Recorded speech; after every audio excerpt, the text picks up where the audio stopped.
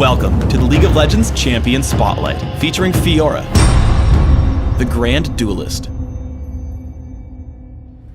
Fiora is a melee fighter, duelist, and carry, adept at navigating through combat, dealing with counterattacks from her foes, and dealing tons of damage to specific targets. A properly played Fiora will dominate opponents with almost no chance for escape. Fiora's passive is Duelist.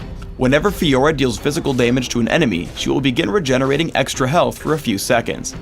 If she damages an enemy champion, this effect will actually stack upon itself up to a cap. Lunge causes Fiora to dash to target enemy, damaging it on arrival. Lunge can be used a second time to dash again to the same or a different enemy before going on cooldown. Lunge's primary purpose is to close the distance to enemy targets, so take 1 point early, but it doesn't need to be maxed until level 18.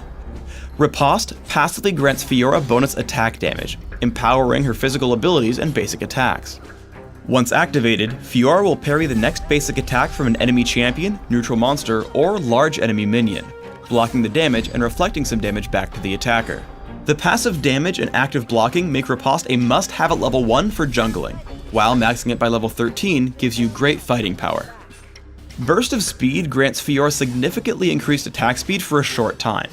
While this buff is active, Lunge and basic attacks grant Fiora an additional movement speed buff that stacks up to a cap. Additionally, kills and assists lower Burst of Speed's cooldown. Due to the amazing speed bonuses, Burst of Speed is Fiora's most effective form of damage increase, so max it by level 9. Fiora's ultimate is Blade Waltz. After targeting an enemy champion, Fiora dashes around, striking all nearby enemy champions at random. She can hit the same target multiple times, but repeat attacks deal reduced damage. Additionally, she will always come back to hit her initial target with the final blow. These strikes also apply on hit effects such as Lifesteal and Black Cleaver's Armor Shred. The amazing damage growth on Blade Waltz should have you taking it whenever available, at level 6, 11, and 16. In lane, fight in small bursts until you build an advantage. Here I lunge onto Nasus and activate Riposte plus Burst of Speed. If he runs, I get free damage, and if he hits back, I win thanks to Riposte. Because I land multiple attacks, I get a lot of health back as well from Duelist. Riposte is especially useful against champions who use very obvious next hit abilities. Landing against Nasus, I wait to hit Riposte right before he hits me with Siphoning Strike.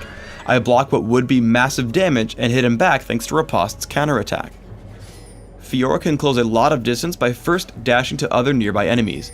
Here I come to gank Sion, so I lunge first onto an enemy minion and then onto his face.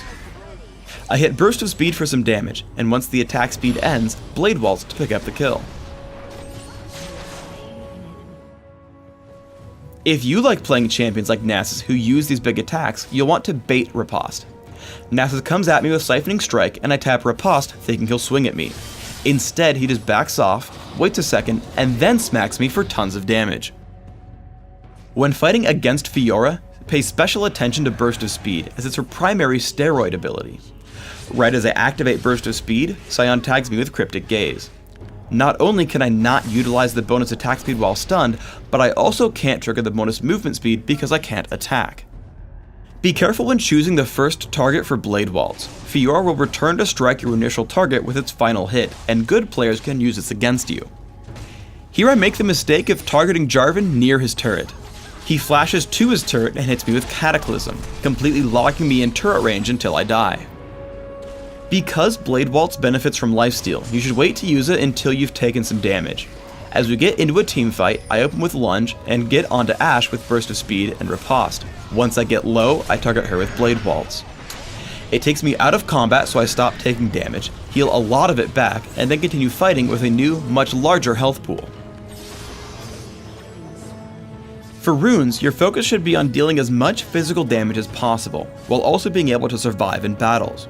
Because of this, I recommend armor penetration marks, flat armor seals, magic resist per level glyphs, and flat attack damage quintessences. Masteries should serve the same end. Deal as much damage as possible, but make sure you can survive melee fighting. I recommend 2190 masteries, taking all the standard physical damage increases in offense, plus bonus armor and health in defense. For summoner spells, take Smite if jungling, and consider summoner spells such as Ignite, Exhaust, Ghost, and Flash. In Classic, your item goal should be to gain as much damage as possible while also picking up some lifesteal. Open with a Vampiric Scepter when jungling, or otherwise, grab Cloth Armor and 5 health potions. Take a Wriggle's Lantern and Berserker's Greaves as quickly as possible. The major items to take here are Bloodthirster, Infinity Edge, Yomu's Ghostblade, Last Whisper, and finally a Frozen Mallet. In Dominion, you want an almost identical build. Open with Prospector's Blade, Boots of Speed, and a couple of health potions. Then, rush for Berserker's Greaves and Sanguine Blade. Add Infinity Edge, Last Whisper, and Phantom Dancer. If you need more durability, consider Frozen Mallet, Odin's Veil, or Guardian Angel. Thanks for tuning in to the Fiora Champion Spotlight. Please subscribe to the Riot Games YouTube channel above, and don't forget to thumbs us up just below the video.